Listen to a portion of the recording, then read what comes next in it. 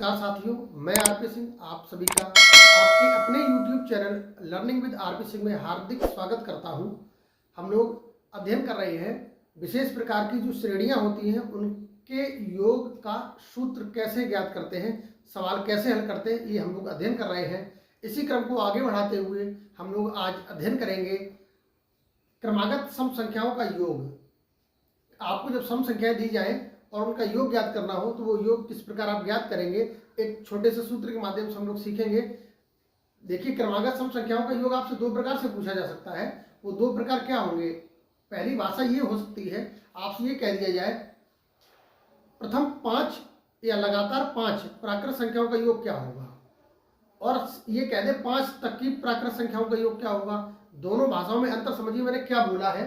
मैंने पहली बार ये बोला प्रथम 5, प्रथम, इस प्रथम को आप लगातार भी कह सकते थे, लगातार 5 प्राकृत सम प्राकृत, लगातार प्रथम या लगातार 5 सम प्राकृत इवन नेचुरल नंबर कह सकते हैं, सम प्राकृत संख्याओं का योग, संख्याओं का योग। आप पहले समझ लीजिए, फिर आपको छोटे छोटे सूत्र देंगे। 1 सेकंड, 2 सेकंड, 3 सेकंड में आप आंसर निकाल लिया करेंगे। लगातार 5 सम प्राकृत संख्याओं का योग क्या होगा, पहली बात दी होगी। दूसरी हमने बोली 5 तक की सम प्राकृत संख्याओं का योग क्या होगा। दूसरी भाषा मैंने क्या बोली, मैंने दूसरी बार बोला 5 तक की सम प्राकृत संख्याओं का योग क्या होगा।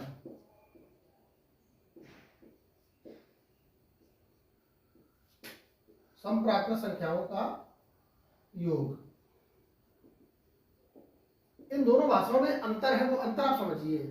प्रथम 5 सम प्राकृत संख्याओं का योग क्या होगा, ये अगर पूछा जाए, या लगातार 5, यहाँ 5 का मतलब 5 ही नहीं है, जितना भी कह दे, जैसे लगातार 8, लगातार 10, लगातार 20 या प्रथम 50, कोई भी संख्या दी जा सकती है।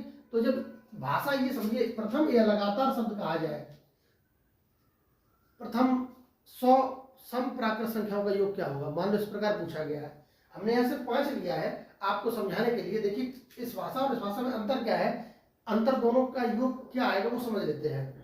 प्रथम 5 सम प्राकृत संख्याओं का योग, तो पहली 5 सम प्राकृत संख्या कौन कौन सी होगी आप सोचिएगा, और लिख रहे हैं हम लोग यहाँ पर। पहली प्राकृत संख्या होती है 2 सम प्राकृत संख्या। पहली सम प्राकृत संख्या क्या होती है 2, 2 के बाद अगली संख्या होती है 4, 4 के बाद 6, फिर 8 और फिर 10। 1 2 3 4 5, आपको 5 सम प्राकृत संख्याएं लिखनी थी, 5 संख्या में लिखनी। अब इनका अगर योग करना है हमको, इनको अगर जोड़ना है तो कितना हो जाएगा, देख लीजिए। 2 और 4 6, 6 12 8 20 10 30 हो गया। प्रथम 5 सम प्राकृत संख्याओं का योग कितना हो गया, 30। और यहाँ क्या कहा गया, 5 तक की सम प्राकृत संख्याओं का योग क्या होगा। तो 5 तक ही लिखना है, उससे ऊपर आपको जाना ही नहीं है, 5 से ऊपर आपको नहीं बढ़ना है। तो 5 तक की क्या हो जाएगी, 2 और 4। आप 6 लिख ही नहीं सकते, क्यों? क्योंकि जब 6 लिखोगे तो वो 5 से बड़ी हो जाएगी, और आपको 5 से बड़ी नहीं, क्या कहा गया, 5 तक की लिखना है। तो 5 तक की सिर्फ 2 संख्याएं हुई, 2 और 4, अगर इनका योग करना हो तो कितना आ जाएगा, 6। आप देख रहे हैं कितना डिफरेंस है, यहाँ 30 आया था और यहाँ 6 आया था। दोनों जगह 5 लिखा हुआ है, यहाँ भी 5 लिखा है और सम भी लिखा है, यहाँ भी 5 लिखा है और सम लिखा है। लेकिन भाषा आप समझिएगा, भाषा में अंतर है, वो भाषा ही आपको पकड़नी है। यहाँ क्या कहा गया था, प्रथम या लगातार 5 सम प्राकृत संख्याओं का योग, तो ये योग ज्यादा हो गया। और सिर्फ कहा गया 5 तक की, तो 5 तक आपकी सिर्फ 2 ही संख्याएं हुई, 2 और 4, इनका योग पूछा गया तो वो 6 आ गया। अंतर आप समझ रहे हैं, इन अंतर के हिसाब से ही आपके सूत्र अलग अलग हो जाएंगे। वो सूत्र बहुत छोटे से हैं, हम आपको बता देंगे भी। ये आपको अंतर समझ में आ गया होगा, उम्मीद है। अब आप सूत्र देख लीजिए कि सूत्र के माध्यम से हम कैसे इन सवालों को हल कर सकते हैं। जैसे प्रथम लगातार 5 सम संख्याओं का योग अगर आपसे पूछा जाएगा तो आप सूत्र क्या लगाएंगे, और जब लगातार n, 5 मतलब हम n ले लेते हैं, स्मॉल n ले लेते हैं, मान लेते हैं स्मॉल n है, स्मॉल n तक की सम प्राकृत संख्याओं का योग क्या होगा। अब आप देखिए, यहाँ 5 तक की आ गया था, तो 5 से पहले वाली संख्या ही तो सम होगी, 5 तो विषम संख्या होती है। अगर यहाँ लिखा होता 6 तक की, 5 की जगह क्या लिखा होता, लिखा होता 6 तक की सम प्राकृत संख्याओं का योग क्या होगा, तब भी आंसर यही होता 2 और प्लस 4 बराबर 6। यहाँ पर 6 तक ही होता तो एक संख्या और बढ़ जाती, आपकी क्या जाती, तब आपकी संख्या एक और बढ़ जाती, 6 बढ़ जाती। 6 तक की कहा जाए, यहाँ हम अलग लिख देते हैं, 6 तक की संप्राकृत संख्याओं को योग पूछा जाता तो क्या जाता 2 + 4 और +6, क्योंकि 6 शामिल हो गई इसमें। अगर यहाँ 4 तक की कहा जाता, 4 तक की संप्राकृत संख्याओं का योग, तब भी 2 + 4 ही आंसर होता, यानी कि 6 ही रहता। अगर 4 तक की कहा जाता तो 4 तक आप जानते हैं 2 और 4 दो ही संख्याएं हुई सम, तो आपका योग कितना हो जाता, तब भी 6 ही रहता। 4 तक की कह ले या 5 तक की कह ले, दोनों कंडीशन में योग आपका 6 आ रहा है, ये आप समझ गए होंगे। अब सूत्र देख लेते हैं, छोटे छोटे सूत्र हैं, उन सूत्र को रखेंगे और 2 सेकंड में आपका आंसर आ जाएगा।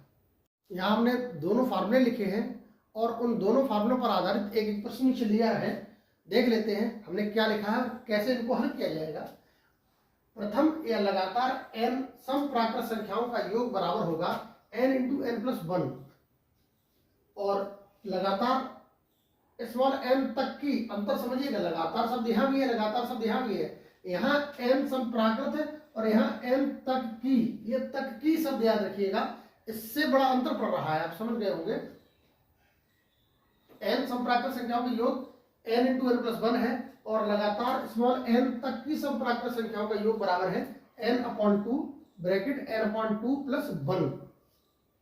कैसे हल करेंगे, एक प्रश्न लेते हैं। यहाँ पर दिया गया लगातार 25 समप्राकृत संख्याओं का योग क्या होगा, लगातार 25 समप्राकृत संख्याओं का योग क्या होगा। यहाँ स्मॉल n बराबर आ गया 25, स्मॉल n बराबर कितना आ गया 25 आ गया, और आपका सूत्र क्या है, सूत्र है n × n+1, इसमें वैल्यू रख देंगे, योग क्या आ जाएगा, योग बराबर होता है लगातार या प्रथम स्मॉल n समप्राकृत संख्याओं का योग होता है n × n+1, वैल्यू रखिएगा इसमें n × n+1 में n का मान कितना है, यहाँ पर 25 है, रख लेंगे 25, n का मान कितना 25, और अब देखिए क्या करना है, n+1 है यानी कि 25 और एक जोड़ देंगे 26 हो गया।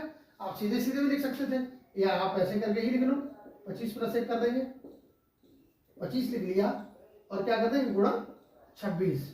आप सीधे समझिएगा, प्रथम n प्राकृत समप्राकृत संख्याओं का योग यह पूछा जाएगा, तो जिस संख्या तक पूछा गया वो संख्या और उसकी अगली संख्या का गुणा।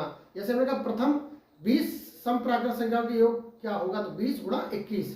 प्रथम 40 समप्राकृत संख्याओं का योग क्या होगा, तो 40 × 41, उससे अगली संख्या का गुणा उसमें कर लेते हैं, तो 25 × 26 कर देंगे। ये गुणनफल कितना आएगा देख लेते हैं, 25 6 का गुणा करेंगे, 25 6 का 150 की 0 हासिल, 15 हो गया, 25 दूनी 50 और 15, 50 और 15 हो गया 65, 650, यानी कि प्रथम 25 समप्राकृत संख्याओं का योग कितना होगा, 650 हो जाएगा। अगला दूसरा प्रश्न देखते हैं, लिखा है लगातार 25 तक की, ये तक की शब्द समझ लीजिए आप, 25 तक का अर्थ ये हुआ कि 25 तक सम संख्या कौन सी होंगी, 24 ही तो होगी ना, 25 तो सम संख्या है नहीं, 25 तो विषम हो गई, तो 25 तक सम संख्या हुई 24 तक, तो n की वैल्यू यहाँ 24 लेनी पड़ेगी आपको, 25 नहीं ले सकते हैं। n की वैल्यू कितनी आ जाएगी, यहाँ पर n की वैल्यू हो जाएगी 24। क्यों, क्योंकि 25 सम संख्या नहीं है, 25 तक ही चलना है ना, तो 25 तक आप जब पहुंचेंगे तो आपकी संख्या 24 पर रुक जाएगी, 24 ही सम होगी, 24 के बाद 25 लिखेंगे वो संख्या विषम होती, 25 आपको नहीं लेना पड़ेगा, तो n का मान यहाँ हो जाएगा 24। ये आप समझ लीजिए अच्छी तरीके से। अगर यहाँ 26 होता या 24 होता तो n की वैल्यू 26 या 24 ही लेते, अगर यहाँ n की वैल्यू 28 होती तो n का मान 28 ही लेते, लेकिन अगर n का मान 29 होता यहाँ पर तो n की वैल्यू 28 ही लेते, आप 29 नहीं ले सकते थे, क्योंकि उस विषम संख्या दी है तो उससे ठीक पहले वाली सम संख्या लिखनी होती है आपको। तो n की वैल्यू 24 हो गई। आपका इस कंडीशन में योग का सूत्र क्या था, इस कंडीशन में योग का सूत्र है n/2 × n/2 + 1, ये आपका सूत्र दिया गया था लगातार n तक की समप्राकृत संख्याओं का योग ज्ञात करने के लिए। तो यहां मान रख लेंगे कितना आ जाएगा, या सीधे समझ लें जो आपकी संख्या आई है, n का मान आया है, n की वैल्यू या सम में ही होगी, पहली चीज ये समझ लें। तो जो संख्या देगी उसका आधा कर देंगे और आधे में एक जोड़कर उसका गुणा कर देते हैं। कैसे, n का मान 24 आ गया, 24/2 कर देंगे और फिर 24/2 और +1, यानी कि हमें जो 24 दिया गया तो उसका आधा कर लिया, 2 का भाग करने में मतलब आधा हो गया, तो कितना रह गया 12 रह गया, कोष्टक लगा लेंगे 24 में 2 का दिया भाग 12 हो गया और प्लस 1 कर देंगे तो ये कितना हो गया 12 गुणा 13। तो 12 और 13 का गुणा कर लेंगे, कितना हो जाएगा 13 दूनी 26 की 6 हासिल 2, 13 के 13 और 2 15, 156 ही होगा। अब बात समझिएगा, 25 यहाँ भी लिखा था और 25 यहाँ भी लिखा था, यहाँ लिखा तो लगातार 25 समप्राकृत संख्याओं का योग तो आया 650, और अगर 25 तक की कह दिया गया है, 25 तक की समप्राकृत संख्याओं का योग कितना आया, तो ये योग कम आया। याद रखिएगा दोनों भाषाओं में, दोनों प्रश्नों में बहुत अंतर है। आप ऊपर समझ जाओगे, 25 दोनों जगह लिखा था, एक का आंसर 650 आया और दूसरे का आंसर 156 आया, बहुत अंतर है दोनों में, और भाषा में भी अंतर है। तो आप उम्मीद है समझ गए होंगे किस कंडीशन में कौन से फार्मूले को यूज करना है। आंसर आपका 2 सेकंड का था, क्या करना था यहाँ देख लीजिए, आपको सीधे सीधे अगर कहा जाए, समझ लेते हैं यहाँ पर अलग से।